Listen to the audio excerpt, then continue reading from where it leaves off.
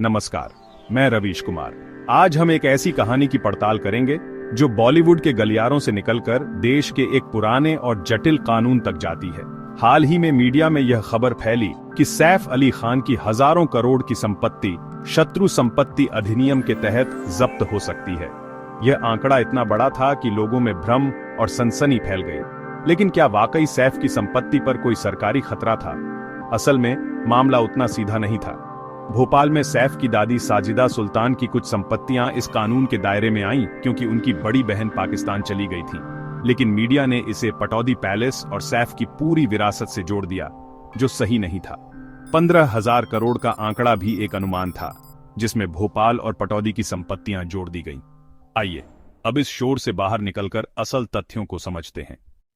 Pataudi palace, जिसे इब्राहिम कोठी भी कहते हैं, 1935 में नवाब इफ्तिखार अली खान ने बनवाया था। यह महल पटौदी परिवार की भारतीय विरासत है। मंसूर अली खान पटौदी और उनके बेटे सैफ अली खान हमेशा भारतीय नागरिक रहे हैं, इसलिए उनकी संपत्ति पर शत्रु संपत्ति अधिनियम लागू नहीं होता। मीडिया में यह गलत फहमी फैली कि सरकार पटौदी पैलेस जब्त कर सकती है, जबकि कानूनन ऐसा नहीं हो सकता। हाँ, 2005 से 2014 तक पैलेस होटल के रूप में लीज पर था, लेकिन सैफ ने लीज खत्म कर महल का नियंत्रण वापस लिया। यह एक व्यावसायिक लेन देन था, न कि सरकारी जब्ती। भोपाल की संपत्तियों का मामला अलग है, क्योंकि वहां एक वारिस पाकिस्तान चली गई थी। पटौदी पैलेस आज भी पटौदी परिवार के पास है, क्योंकि वे भारतीय नागरिक हैं। अब जानते हैं शत्रु संपत्ति अधिनियम 1968 के बारे में। इसकी जड़ें भारत चीन और भारत पाक युद्धों में हैं। युद्ध के बाद जो लोग पाकिस्तान या चीन चले गए और वहां की नागरिकता ले ली, उनकी भारत में मौजूद संपत्ति शत्रु संपत्ति मानी गई।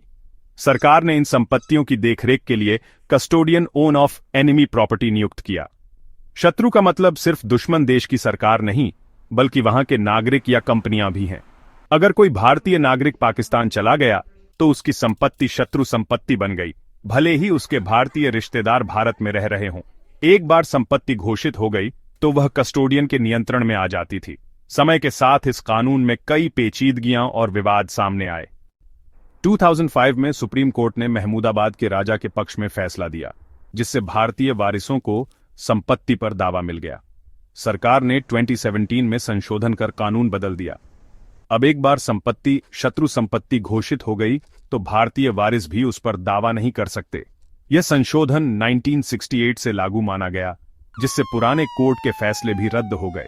अब कस्टोडियन को संपत्ति बेचने का अधिकार मिल गया और अदालत के अधिकार सीमित हो गए।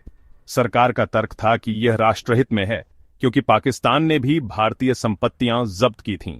आलोचकों के अनुसार यह कानून भारतीय नागरिकों के साथ अन्याय करता है, क्योंकि वे अपने पूर्वजों के फैसलों की सजा भुगतते हैं।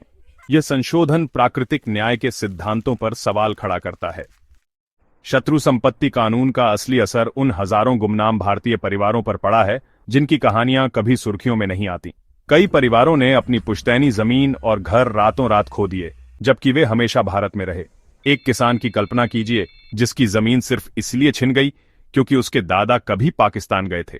यह कानून सिर्फ आर्थिक नहीं, सामाजिक और भावनात्मक रूप से भी लोगों को तोड़ता है। कई मामलों में किराएदारों को भी बेदखली का सामना करना पड़ा। महमूदाबाद के राजा और भोपाल के नवाब परिवार के मामले दिखाते हैं कि कैसे कानून की जटिलताएं भारतीय वारिसों को प्रभावित करती हैं। यह कानून आज की पीढ़ी पर इतिहास की गलतियों का बोझ डालता है। सैफ अली खान की संपत्ति की खबर से शुरू हुई यह कहानी असल में भारत के कानूनी और सामाजिक ताने बाने की जटिलता को उजागर करती है। शत्रु संपत्ति अधिनियम, खासकर 2017 के बाद, नागरिकों के अधिकारों पर गंभीर सवाल खड़े करता है। सरकार के अनुसार देश में हजारों शत्रु संपत्तियां हैं, जिनकी कीमत 1 लाख करोड़ से भी ज्यादा हो सकती है। लेकिन इस आर्थिक तर्क के पीछे हजारों भारतीय परिवारों का मानवीय संकट छिपा है। यह कानून समाज में विभाजन और असुरक्षा की भावना पैदा करता है। क्या आज के लोकतांत्रिक भारत में ऐसा कानून न्याय संगत है, जो अपने ही नागरिकों के साथ भेदभाव करता है? सैफ की कहानी भले ही मिथक हो, लेकिन हजारों भारतीयों का अपनी जमीन से बेदखल होना कड़वी सच्चाई है। इस पर गंभीर बहस जरूरी है।